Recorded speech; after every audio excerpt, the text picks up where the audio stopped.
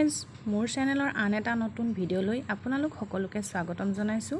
মই ঘৰত কেনেদৰে হাঁহৰ মাংস বনাও তাকে আজি দেখুৱাম বুলি ভাবিছো ঠিক আছে তেন্তে ভিডিওটো চাই যাওক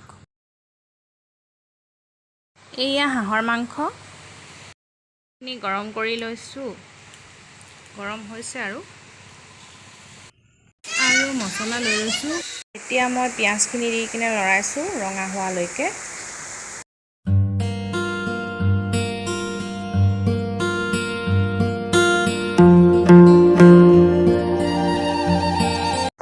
পিয়াজখিনি এতিয়া ৰঙা হৈ গৈছে মই মাংসখিনি দি লৈছো আৰু লৰাই আছো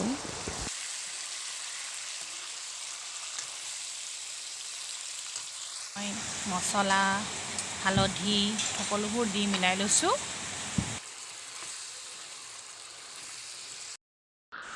মাংসখিনি ৰঙা হৈ গৈছে আৰু লাগি ধৰিছে কাৰণে এতিয়া মই আলু দি লম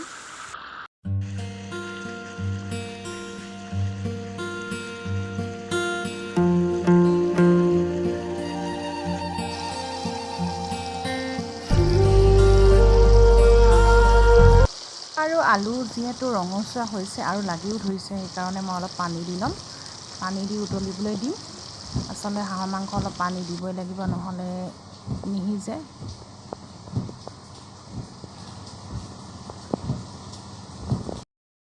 সবজিখিনি লৰাই চাইছো আৰু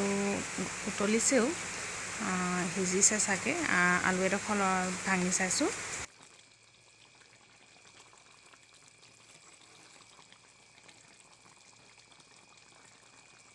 ই হৈছে আৰু